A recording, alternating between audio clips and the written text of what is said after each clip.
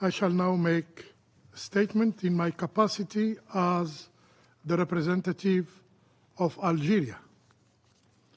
Dear colleagues,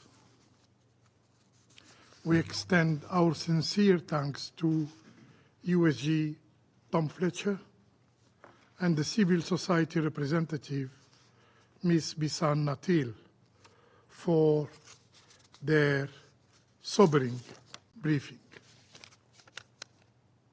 Bisan, your moving presentation was another testimony of the level of suffering that Gazans, in particular children, faced during more than 470 days of Israeli aggression.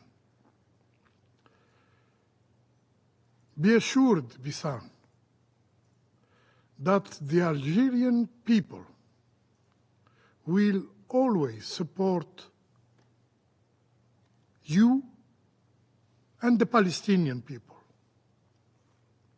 As President Tebboune said, and I quote, "Algeria will never, never leave the Palestinian people alone until they enjoy their rights." Colleagues, a ceasefire has just been reached in Gaza, offering a glimmer of hope after a devastating 15 months of war, thanks to the mediation efforts of Egypt, Qatar, and the United States. At this moment, it is crucial to feel the distress of the population in Gaza, among which stand innocent children who witnessed atrocities to which no child should ever be subjected. Children are not responsible for the decisions made by adults, yet they are often the first victims of conflicts. This tragic reality is true across the globe, but in Gaza, the situation has reached unprecedented levels. These events that unfolded before our eyes were not merely a conflict. This was a war against children, a war against innocence.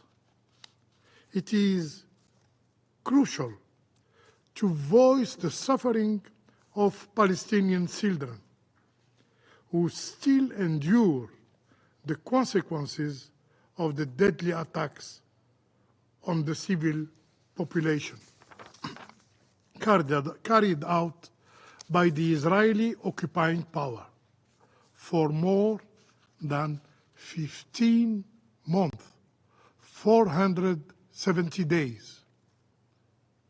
Attacks leading to astonishing figures.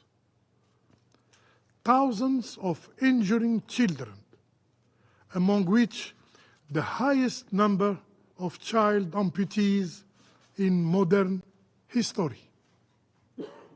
An estimated of 17,000 unaccompanied children are separated from their parents.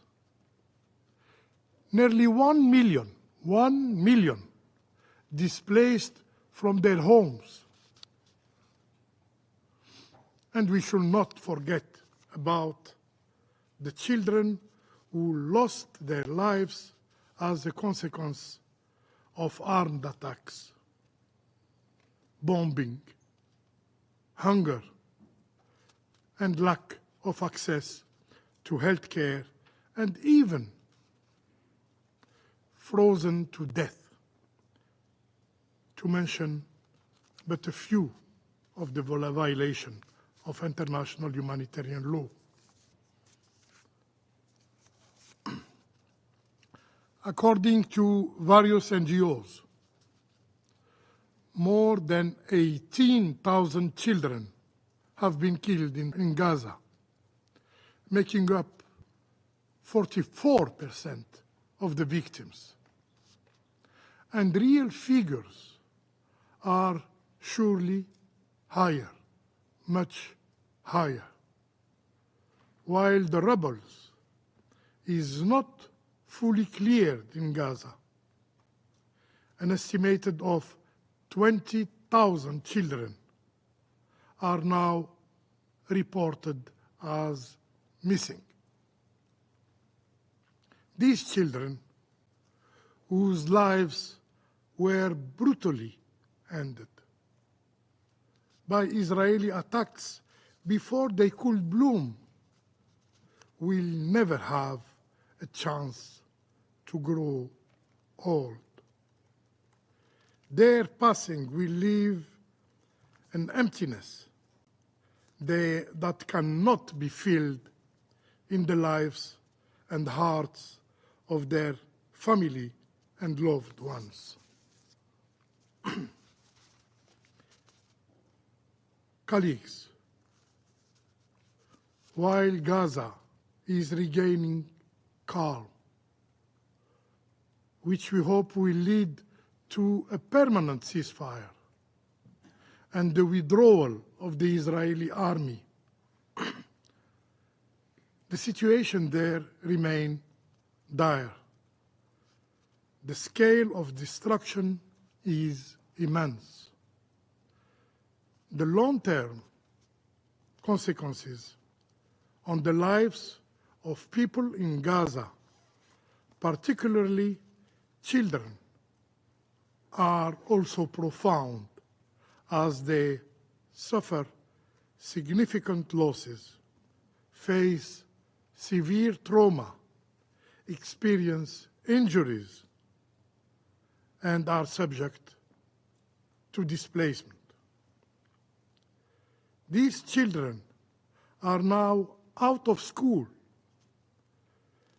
They have no access to health care.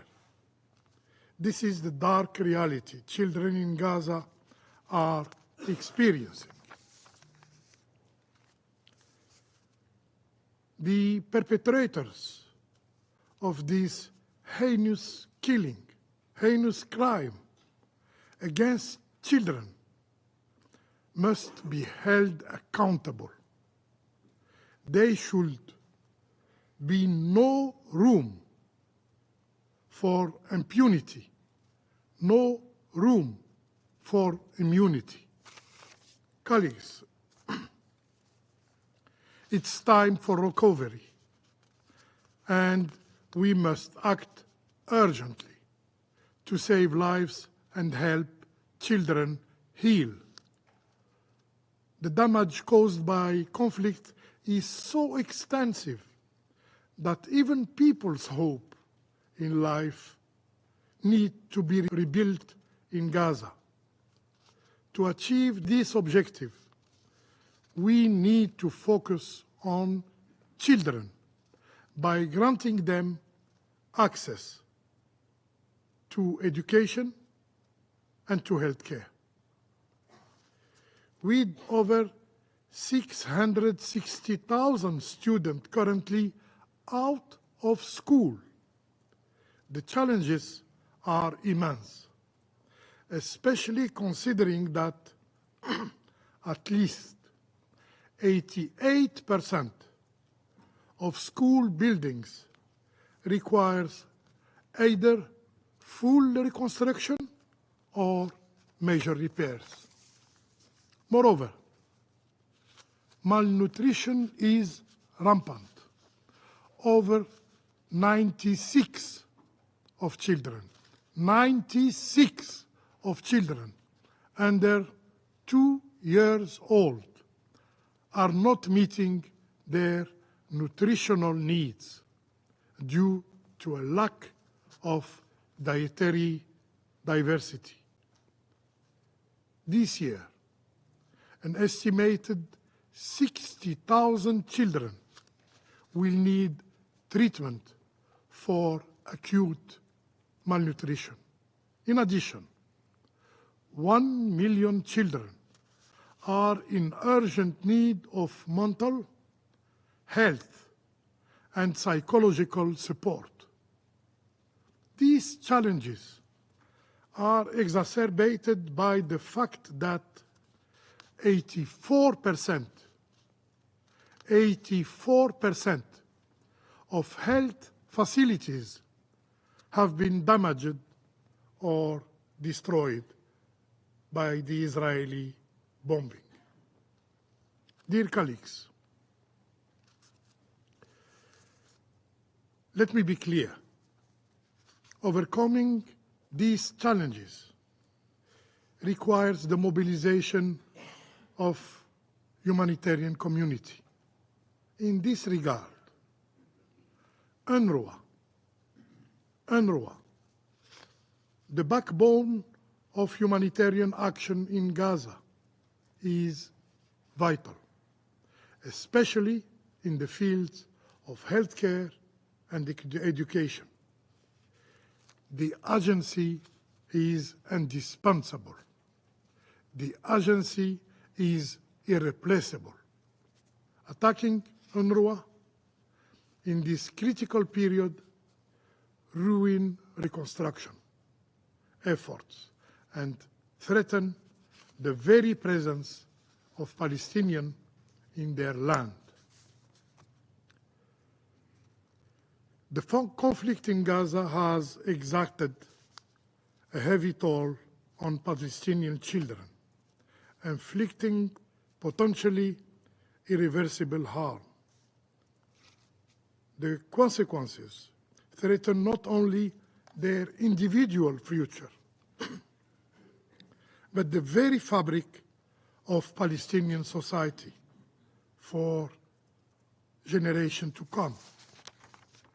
We have to protect the needs and interests of present and future generations, as reflected in the commitment of our leaders.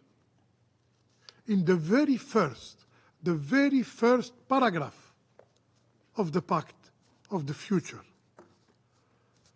Colleagues, all human beings are born free and equal in dignity and rights. Children, regardless of where they are born, have the inalienable right to a dignified life, to education, and to a joyful, safe, and secure childhood. Children in Gaza should not be an exception. Children in Gaza should not be an exception. Let's unite our efforts for a better future for children in Gaza. I thank you.